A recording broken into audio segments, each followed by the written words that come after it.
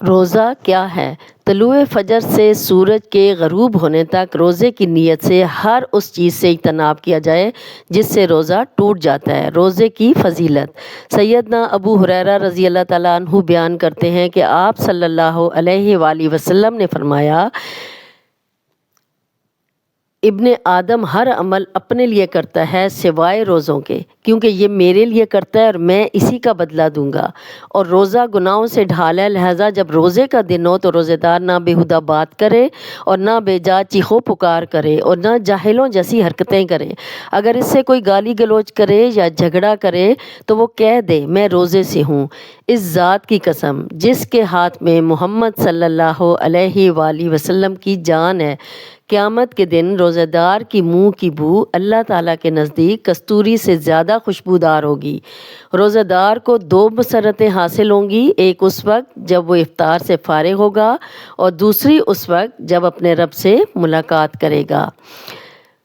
دوسری روایتوں میں ان الفاظ کے ساتھ فضیلت وارد ہے کہ روزہ گناہوں سے ڈھال ہے، لہذا جب روزے کا دن ہو تو روزہ دار نہ بےہودہ بات کرے اور نہ جاہلوں جیسی حرکت کرے۔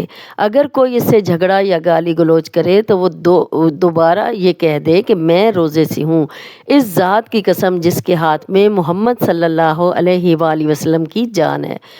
روزے دار کے منہ کی بو اللہ کے نزدیک کستوری سے زیادہ خوشبودار ہوگی۔ وہ کھانا پینا اور خواہش نفس میرے لیے چھوڑ دیتا ہے اور وہ روزہ میری خاطر رکھتا ہے اور میں اس کا بدلہ دوں گا اور اس ایک نیکی کا ثواب 10 گنا ہوگا۔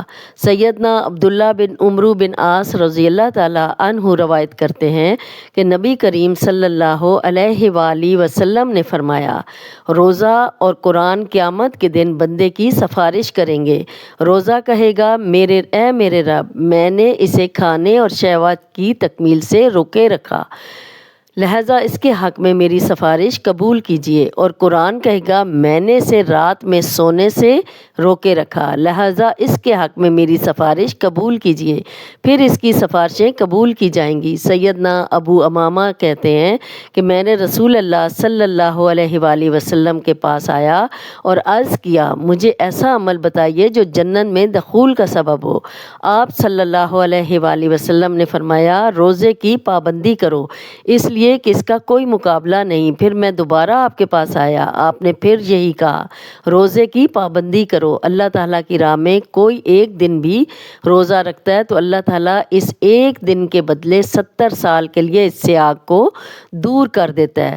سیدنا سہل سے سعد رضی اللہ تعالیٰ عنہ سے روایت ہے کہ نبی کریم صلی اللہ علیہ وآلہ وسلم نے فرمایا، جنت کا ایک دروازہ ریان کے نام سے موسوم ہے، قیامت کے دن کہا جائے گا روزے دار کہاں ہیں؟ جب آخری روزے دار اس میں داخل ہو جائے گا تو روزہ بند کر دیا جائے گا، تو دروازہ بند کر دیا جائے گا۔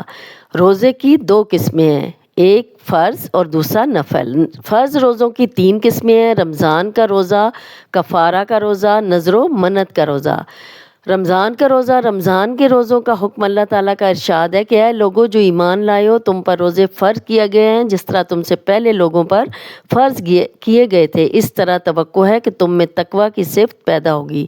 دوسری جگہ ارشاد ربانی ہے، رمضان وہ مہینہ ہے جس میں قرآن نازل کیا گیا جو انسانوں کے لیے سراسر ہدایت اور ایسی واضح تعلیمات پر مشتمل ہے جو رائے راست دکھانے والی اور حق و باطل کا فرق کھول کر رکھ دینے والی ہے۔ لہٰذا اب سے جو شخص اس مہینے کو پائے وہ اس مہینے کے روزے رکھے۔ نبی کریم صلی اللہ علیہ وآلہ وسلم نے فرمایا، اسلام کی 5 بنیادیں ہیں، لا الہ الا اللہ اور محمد رسول اللہ کی شہادت اور اقرار اور نماز کا قائم کرنا اور زکوٰۃ دینا، رمضان کے روزے رکھنا اور بیت اللہ کا حج کرنا۔ سیدنا طلحہ بن عبید اللہ رضی اللہ تعالیٰ عنہ کہتے ہیں کہ ایک شخص نے نبی صلی اللہ علیہ وآلہ وسلم سے کہا، اللہ کے رسول مجھے بتلائیے اللہ تعالیٰ نے مجھ پر کتنے روزے فرض کیے ہیں؟ آپ صلی اللہ علیہ وآلہ وسلم نے فرمایا، رمضان کے روزے۔ اس نے کہا، کیا اس کے علاوہ بھی مجھ پر کچھ فرض ہیں؟ آپ نے کہا، نہیں، ہاں نفل روزے رکھ سکتے ہو۔ ماہ رمضان اور اس میں عمل کی فضیلت۔ سیدنا ابو ہریرہ رضی اللہ تعالیٰ عنہ سے روایت ہے کہ جب رمضان آیا تو نبی کریم صلی اللہ علیہ وآلہ وسلم نے فرمایا، تم پر ایک بابرکت مہینہ سایہ فگن ہوا ہے، اللہ تعالیٰ نے تم پر اس کے روزے فرض کیے ہیں۔ اس مہینے میں جنت کے دروازے کھول دیے جاتے ہیں اور جہنم کے دروازے بند کر دیے جاتے ہیں اور شیطانوں کو قید کر لیا جاتا ہے۔ اس مہینے میں ایک رات ایسی ہے جو 1000 مہینوں سے بہتر ہے۔ جو اس رات کی خیر و برکت سے محروم رہا وہ ہر اس چیز سے محروم رہا۔ عرفہ بیان کرتے ہیں کہ میں عقبہ بن فرقد کی مجلس میں بیٹھا ہوا تھا، وہ رمضان کے فضائل بیان کر رہے تھے کہ اتنے میں ایک صحابی تشریف لائے۔ عتبہ نے جب ان کو دیکھا تو ان پر ایک ہیبت سی طاری ہو گئی اور خاموش ہو گئے۔ اس صحابی نے رمضان پر گفتگو کرتے ہوئے کہا، میں نے رسول اللہ صلی اللہ علیہ وآلہ وسلم سے سنا ہے، آپ نے فرمایا جہنم کے دروازے بند کر دیے جاتے ہیں اور جنت کے دروازے کھول دیے جاتے ہیں اور شیطانوں کو جکڑ دیا جاتا ہے۔ آپ صلی اللہ علیہ وآلہ وسلم نے فرمایا، ایک فرشتہ آواز لگاتا رہتا ہے، اے خیر کے متلاشی خوش ہو جاؤ اور اے شر و فساد کے پیچھے دوڑنے والوں باز آ جاؤ، یہاں تک کہ پورا رمضان گزر جاتا ہے۔ سیدنا ابو ہریرہ رضی اللہ تعالیٰ عنہ سے روایت ہے کہ نبی کریم صلی اللہ علیہ وآلہ وسلم نے فرمایا، 5 وقتہ نمازیں اور ایک جمعہ سے دوسرے جمعے تک اور ایک رمضان سے دوسرے رمضان تک ان تمام گناہوں کا کفارہ بن جاتے ہیں جو اس عرصے میں کیے گئے ہوں، بشرطیہ کہ گناہ کبیرہ سے اجتناب کیا گیا ہو۔ سیدنا ابو سعید خضری رضی اللہ تعالیٰ عنہ سے روایت ہے کہ نبی کریم صلی اللہ علیہ وآلہ وسلم نے فرمایا، جس نے رمضان کے روزے رکھے اور اس کی حدود و احکام کو پہچانا اور جن چیزوں کی پابندی ضروری تھی ان کا پابند رہا تو اس نے رمضان سے قبل کے تمام گناہوں کا کفارہ ادا کر دیا۔ سیدنا ابو ہریرہ رضی اللہ تعالیٰ عنہ سے روایت ہے کہ آپ صلی اللہ علیہ وآلہ وسلم نے فرمایا، جس نے کامل یقین اور ثواب کی نیت سے رمضان کے روزے رکھے اس کے پچھلے سارے گناہ بخش دیے جائیں گے۔ رمضان میں بلا عذر روزہ چھوڑنا حرام ہے۔ حدیثوں میں اس پر بڑی وعید آئی ہے۔ سیدنا ابو ہریرہ رضی اللہ تعالیٰ عنہ سے روایت ہے کہ نبی کریم صلی اللہ علیہ وآلہ وسلم نے فرمایا، بغیر کسی ایسے عذر کے جس کی بنا پر اللہ تعالیٰ نے روزہ چھوڑنے کی رخصت دی ہو، اگر رمضان کا ایک روزہ بھی چھوٹتا ہے تو وہ زندگی بھر روزہ رکھتا رہے تو اس روزے کی قضا نہیں کر سکتا۔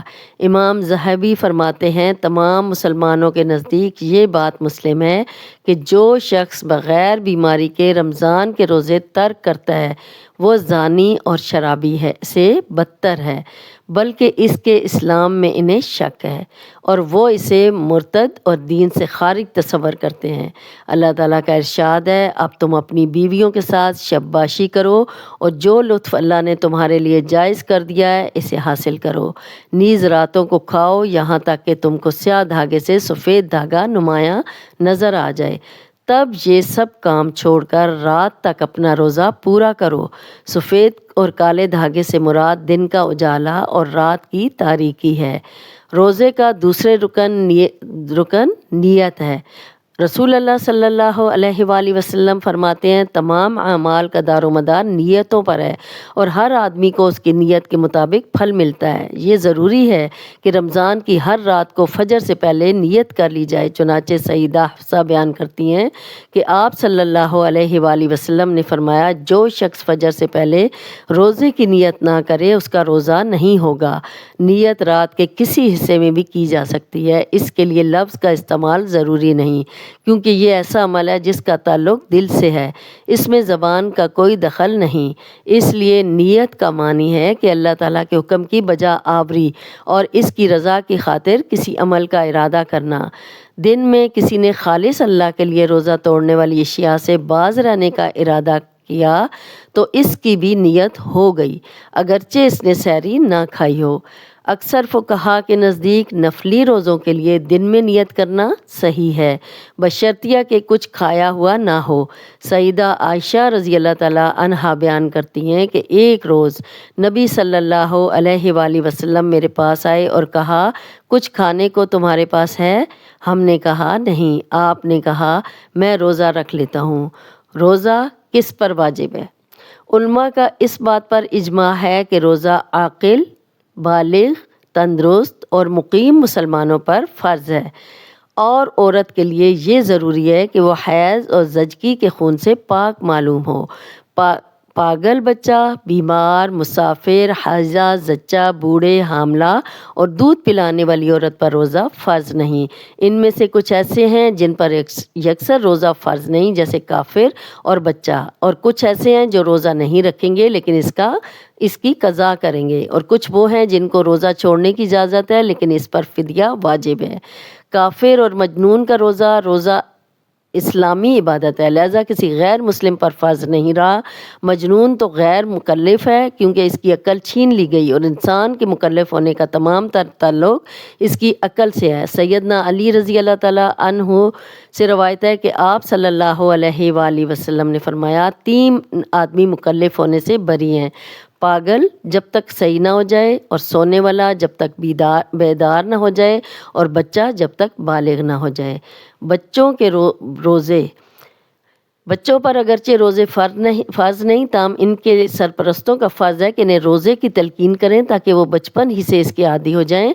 سیدہ ربیع بنت معوذ رضی اللہ تعالیٰ عنہ بیان کرتی ہیں کہ عاشوراء کے دن آپ صلی اللہ علیہ وآلہ وسلم نے انصار کی بستیوں میں یہ فرمان روانہ کیا: جو روزے سے ہو وہ اپنا روزہ پورا کرے، اور وہ جو اس نے روزہ نہ رکھا ہو وہ باقی دن روزے کی طرح گزارے۔ ہم اس کے بعد عاشوراء کا روزہ رکھا کرتے تھے اور اپنے چھوٹے بچوں کو رکھواتے تھے۔ ہم مسجد جاتے وقت بچوں کے لیے روئی کا کھلونا بنا لیا کرتے تھے۔ اگر کوئی بچہ کھانے کے لیے روتا تھا تو یہی کھلونا اسے دے دیا کرتے تھے، یہاں تک کہ افطار کا وقت ہو جاتا تھا۔ اللہ تعالی ہمیں رمضان المبارک کے روزے رکھنے نصیب فرمائے صحت کے ساتھ، اور اس میں کی گئی تمام عبادات کو قبول فرما لے، آمین۔